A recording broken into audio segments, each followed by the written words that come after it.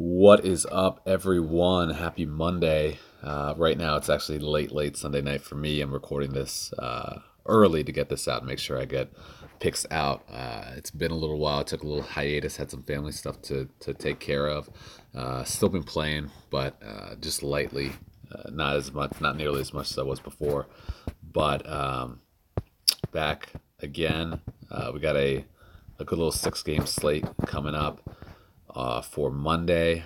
Before we get into it, go ahead and follow me at the DFS Picks, both on Twitter and Instagram, and I'll be posting updates based on what I'm sure is going to be a heavy injury news front coming out during the day. Some decent value out there already. I'm hoping that there is more coming out because I would like to get a couple of the higher end players, and I'll go into that in just a sec. Um,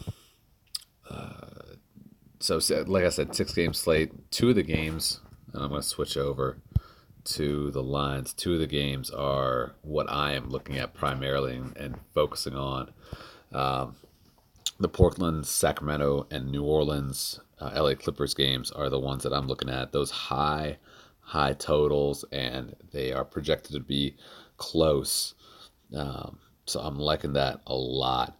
The other games, there are a couple pieces that you could go with based on who you want to build around. But let's go back to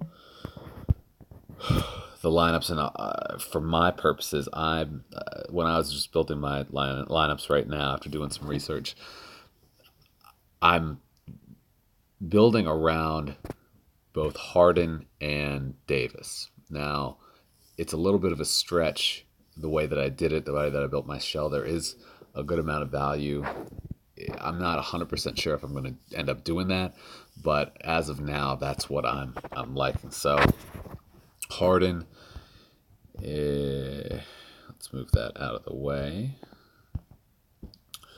So looking at Harden, Memphis, definitely not the place you want to play against. Memphis is one of the best defensive teams, if not the best defensive team across a lot of metrics. But if you look back down in mid-December, Harden put up 69, almost 70 points against them. He was at a lower value, lower salary at 11-1, but even at this salary, he hits that. He hits value, and he's been playing so well recently, even better than he was at that point. That it's hard to fade him, and he'll most likely get you about 5.5 times value. Now, he's not my number one on this slate. Davis is, but at this point with his crazy amount of usage, it's hard to fade him. And as long as there is enough value to fill in the rest of your roster, it's not crazy to get him in there. So let's get him in at the first part. And then Davis, like I said, he's my number one. In a smash spot right here, he is on the road, but at $600 cheaper or $800 cheaper than Harden, I would rather go him if I was picking one or the other. Had a down game against Minnesota. Towns outplayed him on the road. Davis was on the road, but in the Clippers, not good against big men.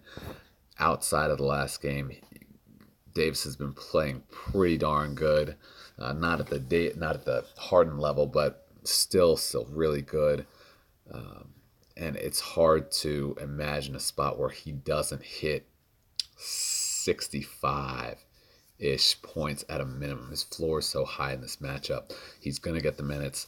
Now, that being said, he gets injured a lot.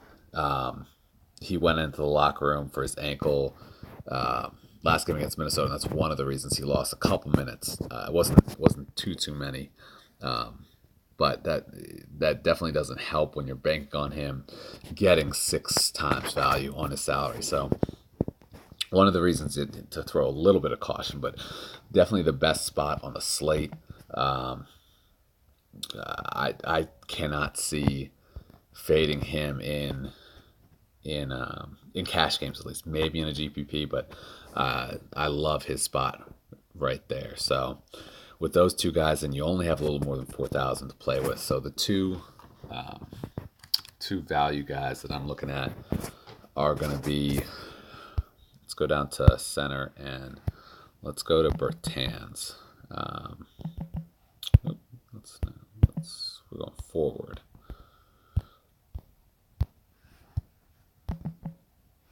So Davis Bertans had a couple good games since Gasol got inserted into the lineup and Aldridge went to the 4.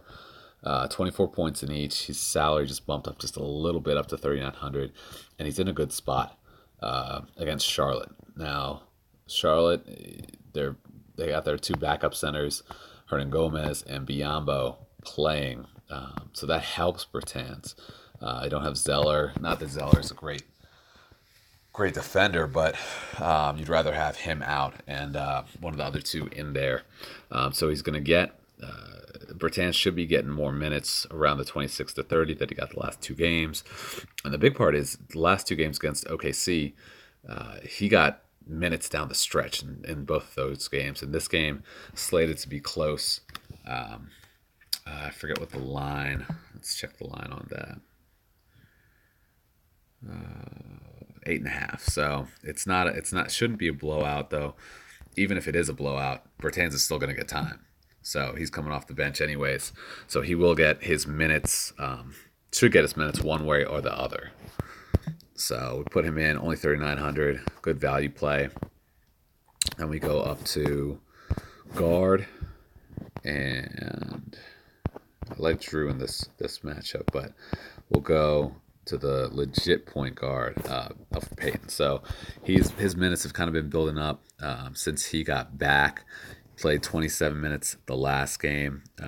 He's getting a good amount of points based on his salary, and this is another good spot for him. The pace is going to be fast. He runs the point really well, and he does a lot of things well. He'll get a few rebounds. He'll get a few steals, assists, and he'll score too. So I have a feel one of these games he's going to have that breakout game.